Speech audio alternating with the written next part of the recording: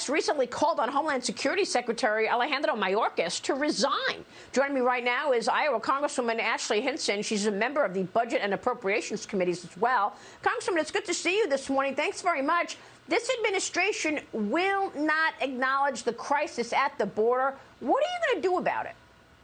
Well, I think the first step, Maria, is continuing to shine a light on the failures of this administration. This is Biden's border crisis. The CBP agents at the border know it. These migrants coming to the United States clearly know it. And the people who live along those border communities, they also know it. So it's continuing to shine a light on the void in leadership. And that's why I did ask for Secretary Mayorkas' resignation, because we've seen him deliberately mislead members of Congress. They have deliberately misled the American people, and the American people deserve answers to these questions. How many immigrants are crossing the border illegally? Where are they going? And who are they? I think that's the biggest questions we had. And we know they have the answers to these questions. It took leaked documents to get answers to those questions. So not a decision that I made lightly in calling for that resignation, but we're just frankly out of time, and this crisis continues to get worse every single day. But, Congresswoman, they're all misleading us. The lies are happening every day, all day long. The other day, Joe Biden is in a town hall and he says, oh, yeah, I know it well. I've been to the border. No, he hasn't. We checked. He's never been to the border in his 50 years in Congress, OK? Flying into El Paso during a campaign stop is not going to the border. And you've got migrants showing up, 1.7 million apprehended just this year alone. And that doesn't include the gotaways. The gotaways are getting in getaway cars with American teenagers. We showed pictures of this truck that went in a ditch the other day. A 16-year-old driving the truck. He doesn't have a driver's license, going 70 miles an hour. He's got 13 migrants jammed in the back of the truck. They all had to go to the hospital because they all needed stitches. And now over 90 banks and others are saying, do something about it. What's your take in terms of Alejandro Mayorkas giving us some honesty and stop telling us the border is closed? Yeah, well, I think it's very clear, Maria, that the American people are on to this sham situation at the border with what we've seen with the immigration policies out of this administration. In Iowa, President Biden is at a 31% approval rating. It's because Iowans understand that safety and security for this country, whether it's at the border or in our neighborhoods in Iowa, is paramount. If we don't have safety and security, what else do we have in this country? So Iowans are waking up to this, and Americans are waking up to this. But you're right, absolutely, Maria. The cartels are winning. They're exploiting the situation at the border. They're doing brisk business at the border. We have an administration that's more intent on lack of funding for our Customs and Border Patrol agents. Meanwhile, they want to supercharge the IRS to be able to target Americans. So completely backwards priorities, and they just have blinders on to the situation at the border.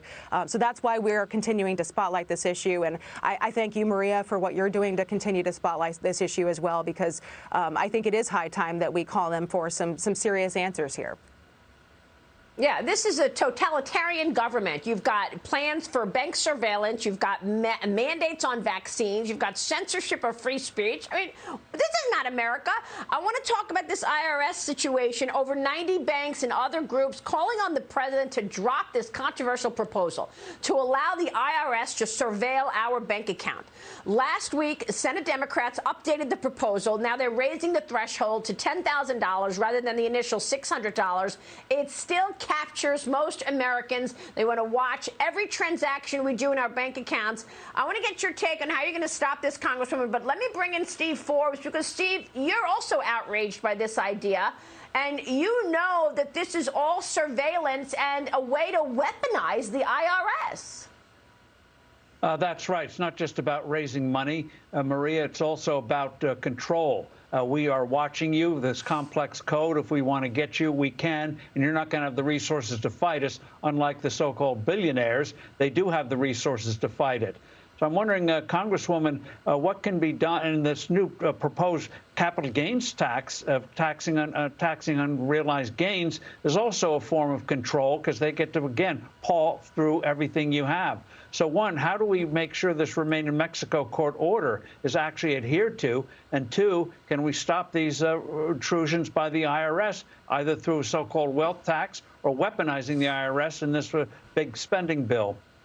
Yeah, well, the spying scheme by the IRS is a lose-lose for the taxpayers of this country. Number one, it's an unprecedented access, as you mentioned, on that granular level, and it's unprecedented power for the IRS as well to really target working Americans. As you mentioned, that threshold, that $10,000 threshold, $200 a week is all that takes. A family of four can easily spend that on toilet paper, snacks, and food in 1 week. Does the government need to know that? Absolutely not. So we need to make sure we're putting a stop to this. So I've introduced legislation called the Protecting Financial Privacy Act that would actually tell the IRS, no, you can't do this. But we are working together with the Ways and Means Committee in the House. We've actually got, I think we have one Democrat who has signed on to our legislation that we're working on together with Congressman Ferguson from Georgia. So I think for us, it continues to be about telling the story to the American people that the government under the Biden administration, they just believe big government is the answer, and it's fundamentally a different vision for this country, which I can tell you, Iowans value freedom and opportunity. Americans value freedom and opportunity. And so it's about continuing to spotlight the fact that this administration wants access to everything and they want to be able to target Americans. Yeah, and we'll see if the Democrats who got their arms twisted are okay if Nancy Pelosi does a cut and run. There were rumors flying in Washington that she was planning on leaving early before, once she gets the spending bill done. Her office told me she's not going to leave early, but she's now increasingly getting the questions what her plans are. After twisting everybody's arm to vote on this package, we're following that angle as well, Congresswoman. Yeah, well, and I think the Democrats have been in complete disarray here because you have, obviously the extremes on either side. And obviously any day a socialist spending bill doesn't come to the floor of the House, I think it's a win for the American taxpayer. But we've seen that disarray.